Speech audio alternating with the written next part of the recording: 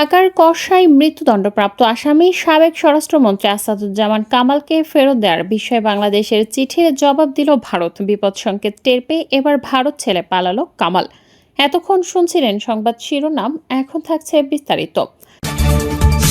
গণহত্যা ও মানবতা বিরোধী অপরাধের দায়ে মৃত্যুদণ্ডপ্রাপ্ত আসামি সাবেক স্বরাষ্ট্রমন্ত্রী আসাদুজ্জামান খান কামাল ভারত ছাড়ছেন। মৃত্যুদণ্ডের বিধান নেই এমন কোনো দেশে গিয়ে আশ্রয় নেওয়ার চেষ্টা করছেন তিনি। পাশাপাশি বাংলাদেশের সঙ্গে বন্দি বিনিময় চুক্তি নেই এমন দেশে যাওয়ার চেষ্টাও করছেন। আন্তর্জাতিক অপরাধ ট্রাইব্যুনালের রায় ঘোষণার পরপরই তিনি কলকাতার রোজডেলে এলাকা ছেড়ে অজ্ঞাত স্থানে চলে গেছেন। তাই কয়েকদিন ধরে কলকাতায় অবস্থানকারী নিজ দলের নেতা কর্মী সহ কেউই তার সাক্ষাৎ পাননি। বাংলাদেশ সরকারের দায়িত্বশীল সূত্র এবং ভারতের একাধিক কূটনৈতিক সূত্র এ তথ্য নিশ্চিত করেছে। অবশ্য কামাল নিজেও ভারত ছাড়ার ইঙ্গিত দিয়েছেন। তিনি বলেন, ভারতে বেশি দিন থাকা নিরাপদ মনে করছি না, এখনই আমাকে বিকল্প চিন্তা করতে হচ্ছে। জুলাই বিপ্লবে গত বছর 5 আগস্ট আওয়ামী সরকারের পতনের পর শেখ হাসিনার পাশাপাশি তার সরকারের স্বরাষ্ট্রমন্ত্রী কামালও পালিয়ে ভারতে আশ্রয় নেন। জুলাই গণহত্যা ও মানবতা বিরোধী অপরাধের দায়ে গত 17 নভেম্বর আন্তর্জাতিক অপরাধ ট্রাইব্যুনাল ক্ষমতাচ্যুত প্রধানমন্ত্রী শেখ হাসিনা ও আসাদুজ্জামান খানকে ফাঁসিতে ঝুলিয়ে মৃত্যুদণ্ড কার্যকর করার রায় দেন। ট্রাইব্যুনালের এ রায়ের পর শেখ হাসিনা ও কামালকে ফেরত চেয়ে ভারত সরকারের কাছে কূটনৈতিক চিঠি দেয় বাংলাদেশ। বাংলাদেশের এ চিঠি পর্যালোচনা করে দেখা হচ্ছে বলে এরই মধ্যে জানিয়েছেন নয়াদিল্লি। ওই রায় ঘোষণার পর একটি আঞ্চলিক জোটের সম্মেলনে যোগ দিতে দিল্লি যান বাংলাদেশের নিরাপত্তা উপদেষ্টা ডক্টর খলিলুর রহমান। সফরকালে গত 19 নভেম্বর ভারতের নিরাপত্তা উপদেষ্টা অজিত দোভালের সঙ্গে দ্বিপক্ষীয় বৈঠক হয় তার। কূটনৈতিক সূত্রে জানা যায়, ওই বৈঠকে ফাঁসির দণ্ডপ্রাপ্ত আসামি হাসিনা ও কামালের প্রত্যর্পণ নিয়ে বিস্তারিত আলোচনা হয়। মৃত্যুদণ্ডাদেশ প্রাপ্ত আসামি হাসিনা ও কামালকে ফেরাতে বাংলাদেশ এবং ভারতের মধ্যে কূটনৈতিক চ্যানেলে যোগাযোগের মধ্যেই সামনে আসে কামালের ভারত ছাড়ার প্রচেষ্টার তথ্য।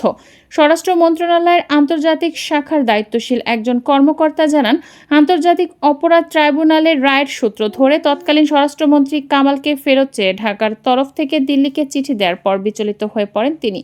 ইতোমধ্যেই তিনি তার 1 বছরের পুরনো ঠিকানা পরিবর্তন করে এ দেশেরই অজ্ঞাত স্থানে আত্মগোপনে চলে গেছেন বলে মন্ত্রণালয়কে জানানো হয়েছে।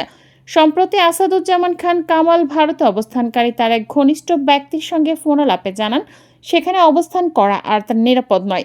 সম্প্রতি তিনি ওই ব্যক্তির সঙ্গে টেলিফোনে আন্তর্জাতিক অপরাধ ট্রাইব্যুনালে তার মৃত্যুদণ্ডের রায়, ভারত সরকারের আশ্রয় দেওয়া এবং প্রত্যর্পণের বিষয় নিয়ে কথা বলেন। 3 মিনিটের ওই কথোপকথনের অডিও রেকর্ড প্রকাশ পেয়েছে। পূর্ব পরিচয়ে ঘনিষ্ঠতার সূত্র টেনে ওই ব্যক্তি টেলিফোনে কামালের সঙ্গে সাক্ষাতের সুযোগ চান।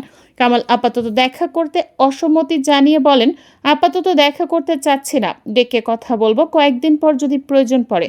সাবেক স্বরাষ্ট্রমন্ত্রীর এমন বক্তব্যের জবাবে ওই ব্যক্তি বলেন, আমি তো আপনার বাসার সামনে চলে এসেছি, যেহেতু এসেই পড়েছি একটু দেখা করে 2-1টি কথা বলেই চলে যাব। এ পর্যন্ত কামাল বলেন, আমি এখন ওই ঠিকানায় থাকি না, ওইখান থেকে অন্যত্র চলে এসেছি। আর ভারত তাদের দেশে আমাদের আশ্রয় দিয়েছে, আমাদেরও এমন কোনো কাজ করা ঠিক নয় যাতে তাদের সমস্যা হয়। নতুন ঠিকানার কথা গোপন রেখে ব্যক্তিকে কামাল আরও বলেন, আমি তো এখানেও নিরাপদ মনে করছি না, নতুন কোনো চিন্তা করতে হচ্ছে। নতুন চিন্তার বিষয়ে পরে ওই ব্যক্তির সঙ্গে কথা বলবেন বলেও জানান তিনি। ভারত থেকে দ্রুত অন্য দেশে পাড়ি দিতে চান কামাল, এমন তথ্য দিয়েছে ভারতের একটি কূটনৈতিক সূত্র। সূত্রটি জানায়, আন্তর্জাতিক অপরাধ ট্রাইব্যুনালে কামালের মৃত্যুদণ্ডের রায় হওয়ার পরপরই তাকে ফেরত চেয়েছে বাংলাদেশ। বাংলাদেশ ও ভারতের মধ্যকার দ্বিপক্ষীয় চুক্তির আওতায় তাকে ফেরত চেয়ে ঢাকার তরফ থেকে গত 21 নভেম্বর দিল্লিকে চিঠি দেওয়া হয়। ওই চিঠির কথা পররাষ্ট্র উপদেষ্টা তৌহিদ হোসেন সাংবাদিকদের জানিয়েছেন।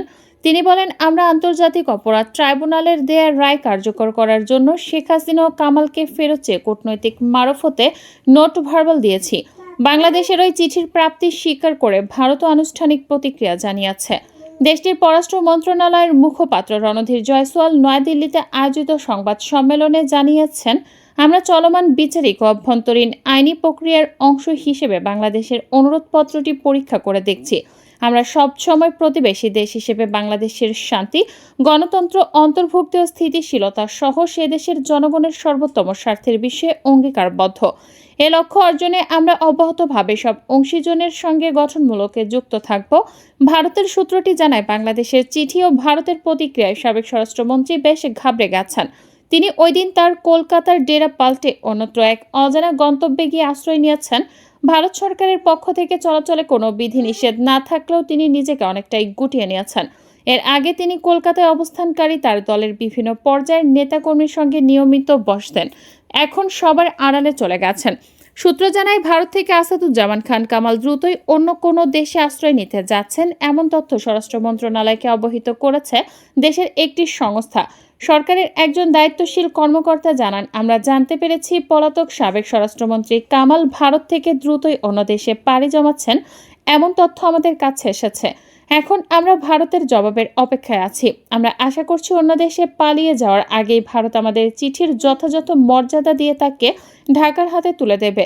আসাদুজ্জামান খান কামালকে ঢাকার কসাই উল্লেখ করে তাকে দিয়েই দণ্ডিতদের প্রত্যর্পণের সূচনার আশাবাদ ব্যক্ত করেছেন প্রধান উপদেষ্টার প্রেস সচিব শফিকুল আলম।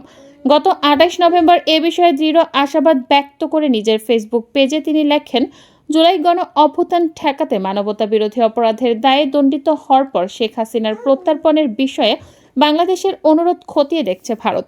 তবে সেই প্রত্যর্পণের শুরুটা হবে সাবেক স্বরাষ্ট্রমন্ত্রী সাজাপ্রাপ্ত আসামি আসাদুজ্জামান খান কামালকে দিয়ে। স্বরাষ্ট্র মন্ত্রণালয় সূত্র জানিয়েছে, ছাত্র জনতার অভ্যুত্থানের মুখে গত বছর ৫ আগস্ট আওয়ামী লীগ সরকারের পতনের পর শেখ হাসিনা ভারতে আশ্রয় নেন। এরপর আত্মগোপনে চলে যান আসাদুজ্জামান কামাল সহ হাসিনার মন্ত্রিসভার সদস্যরা।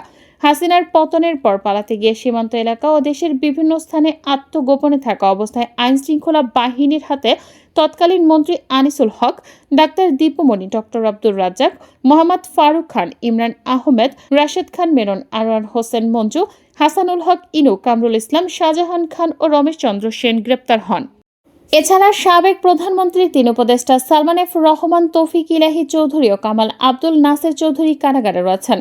গ্রেপ্তারের পর বিভিন্ন মামলায় কারাগারে আছেন সাবেক আইসিটি প্রতিমন্ত্রী জুনায়েদ আহমেদ পলক, ক্যাপ্টেন এবি তাজুল ইসলাম, মাহবুব আলী জাহিদ ফারুক, কামাল আহমেদ মজুমদার, জাকির হোসেন, শহীদুজ্জামান সরকার, ডাক্তার এনামুর রহমান ও দীপঙ্কর তালুকদার।